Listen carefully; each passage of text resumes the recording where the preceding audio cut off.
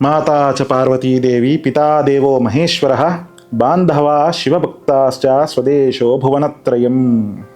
అన్నపూర్ణే సదాపూర్ణే శంకర ప్రాణవల్లభే జ్ఞాన వైరాగ్య సిద్ధ్యర్థం భిక్షాన్ దేహి చ పార్వతి. ఈరోజు 3వ అవతారము అమ్మవారి యొక్క కనకదుర్గ అమ్మవారి 3వ అవతారము అన్నపూర్ణ. అంటే ప్రతి బిడ్డకి అమ్మ చాలా ప్రేమగా చూసుకునేటువంటి స్వరూపం, మనందరికీ చాలా దగ్గర ఉండేటువంటి స్వరూపం.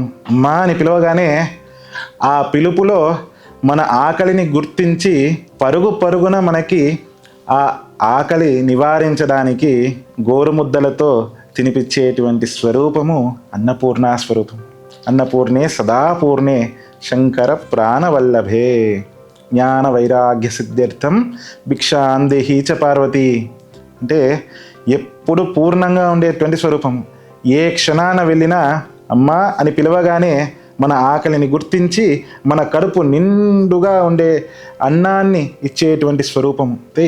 ఈ అమ్మవారి స్వరూపంలో ఇంకొక నిగూఢ అర్థం ఏమిటి అంటే కేవలము బాహ్యంగా ఉండే అన్నం ఇయ్యడం మాత్రమే కాదు, ఈ అన్నపూర్ణ జ్ఞానాన్ని ఇచ్చేది, వైరాగ్యాన్ని ఇచ్చేటువంటి స్వరూపము కూడాను. అందుకే జ్ఞాన వైరాగ్య సిద్ధ్యర్థం అని అంటారు. భిక్షాన్ దేహి చ పార్వతి.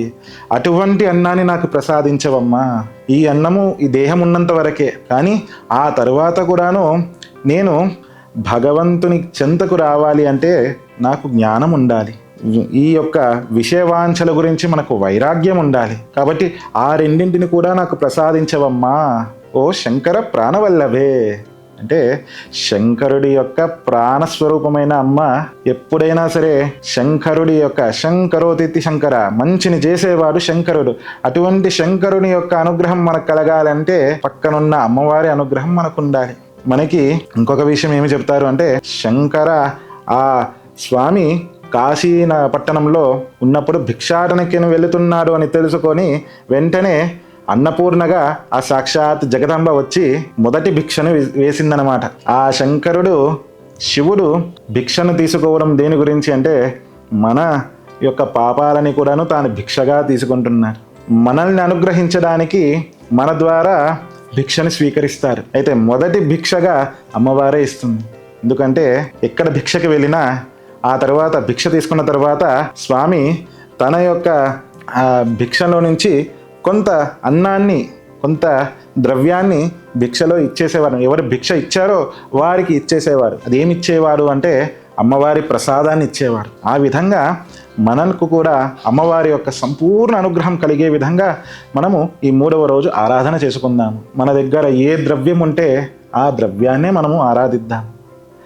ఇంటిలో ఉండేటువంటి ఒక పాత్రలో కొద్దిగా బియ్యము తీసుకొని ఆ బియ్యాన్ని అమ్మవారి స్వరూపంగా మనము ఆరాధించినప్పటికీ కూడాను అమ్మ యొక్క అనుగ్రహం చేత మన ఇంటిలో ధనానికి అలాగే ధాన్యానికి ఎటువంటి లోటు లేకుండా అమ్మవారు చూసుకుంటారు. అయితే ఈ అమ్మవారికి విశేషమైనటువంటి నైవేద్యం ఏమిటి అంటే అవిడ పరమ సాత్విక స్వరూపం. చిన్న పసిపిల్లలకి తెల్లగా ఉండేటువంటి అన్నం ఏ విధంగా మెత్తటి అన్నము మనము పెడతాము, ఆ విధంగా అమ్మవారు మనకి కొసరి చిన్న పసిపిల్లడికి తన ఒంటి మీద వడిలో కూర్చొని పెట్టినట్టుగా అమ్మవారు మనకి పెడతారు. కాబట్టి ఆ అమ్మని కూడా మనం అదే విధంగా చూసుకోవాలి. కాబట్టి శ్వేతవర్ణంలో తెల్లటి వర్ణంలో ఉండేటువంటి కొబ్బరి అన్నము అమ్మవారికి నివేదించడం అత్యంత విశేషం.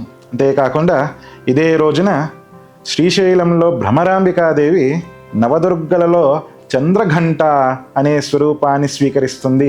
అదే చంద్రఘంట స్వరూపమే ఇక్కడ కాశీనగరంలో అన్నపూర్ణగా వెలసింది. అదే అన్నపూర్ణ స్వరూపంలో మనకి కనకదుర్గ అమ్మవారు 3వ రోజున అన్నపూర్ణ అలంకరణలో అనుగ్రహిస్తోంది.